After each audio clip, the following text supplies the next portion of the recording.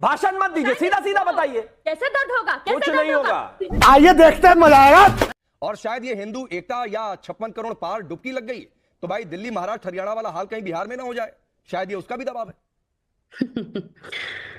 फालतू बताए लालू जी, और बिल्कुल फालतू बताए वहां की व्यवस्था को। मतलब हमारे लोग मर जाएं, बिहारी लोग मर जाएं, किसी की बेटी, किसी का पिता, किसी की पत्नी मर जाए, लेकिन उस व्यवस्था को आप फालतू मत बोलिए। हेल मोदी, हेल योगी करिए तो आप सनातनी हैं, लेकिन कुंभ में कोई लोग जाकर के वहां मर गया, स्टेशन पर मर गया, कहीं भी मर जाए, हेल मोदी होते रहना चाहिए। व्यवस्था के ऊपर चकाचक सलाम ठोकते रहिए, वही हिंदुत्व है। तुम्हें शर्म है? कुछ शर्म आया है?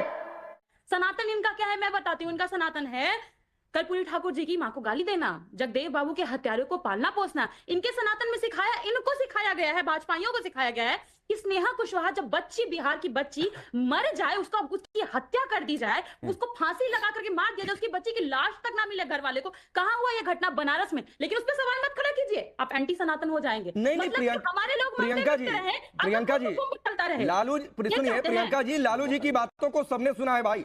सुनिए, उन्होंने ये नहीं कहा कि व्यवस्था फालतू है, उनका वर्ड में कोट कर रहा हूं, कुंभ का कोई मतलब है, फालतू है कुंभ, ये एग्जैक्टली कोट किया मैंने। वो कहते हैं कि कुंभ की व्यवस्था फालतू, मैं ये सवाल नहीं पूछता आपसे।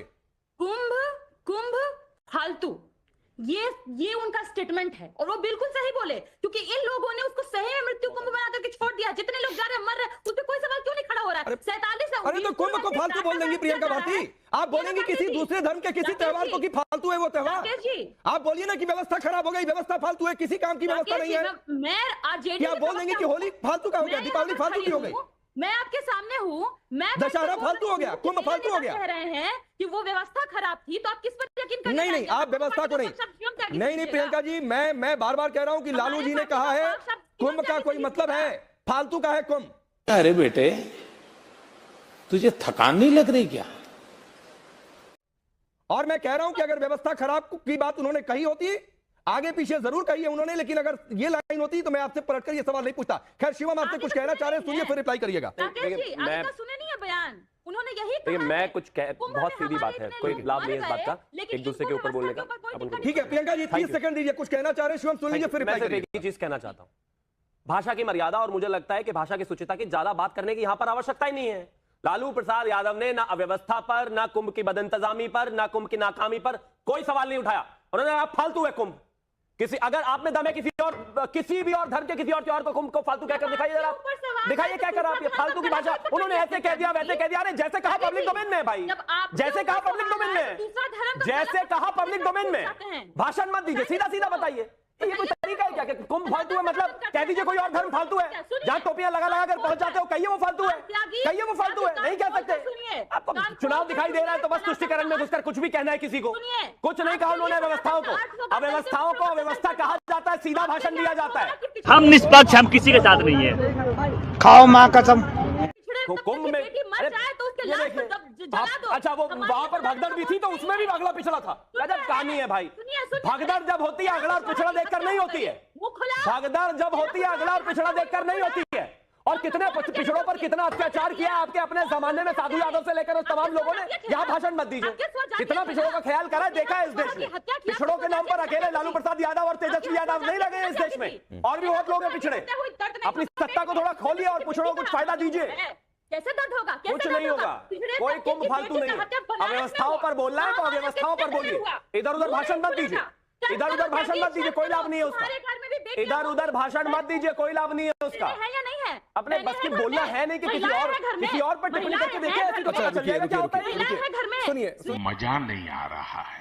सुनिए प्रियंका भारती मैडम, सुनिए। महिलाओं के बारे में वो बात ना करें जिनके राज्य में चंपा विश्वास हुआ हो।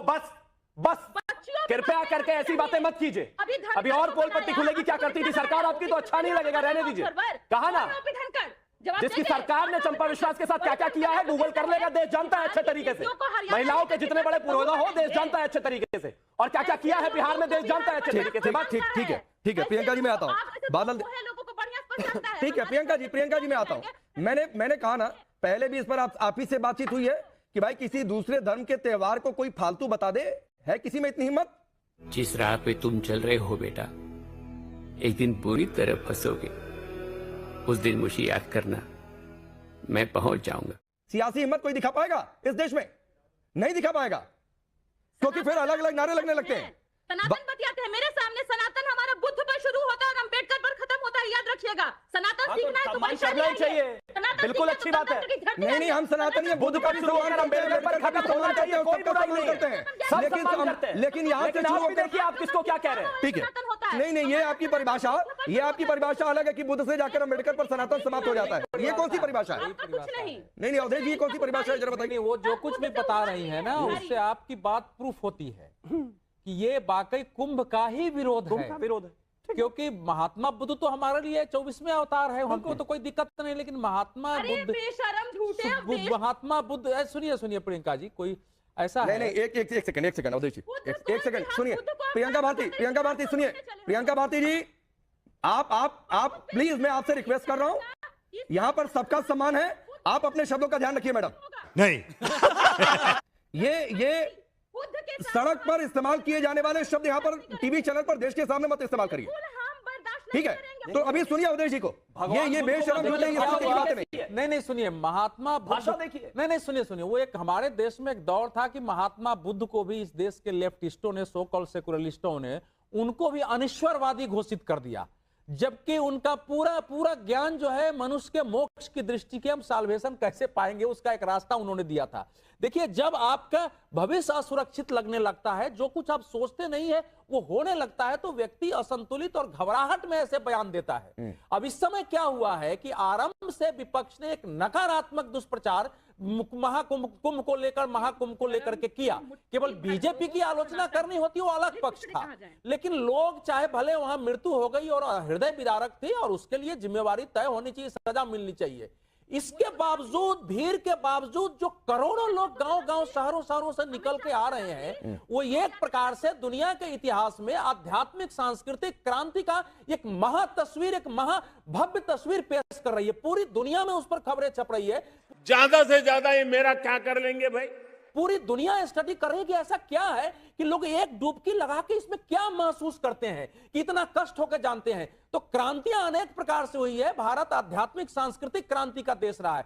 अब उसमें जो विपक्ष के नेता हैं वो समझ नहीं पा रहे हैं कि इसका राजनीतिक प्रत्युत्तर कैसे दिया जाए।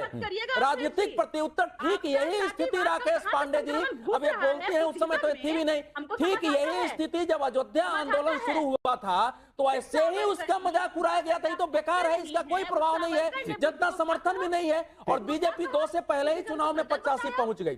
तो इसके राजनीतिक फलितार्थ देख करके सबके अंदर ये भय पैदा हुआ है, और ममता जी को तो दिल्ली के बाद पश्चिम बंगाल दिखाई दे रहा है। कितने तेजस्वी लोग हैं हमारे पास, कितने शानदार विचार रखते हैं जी, और कुछ लोग मनोरंजन भी करवाते हैं।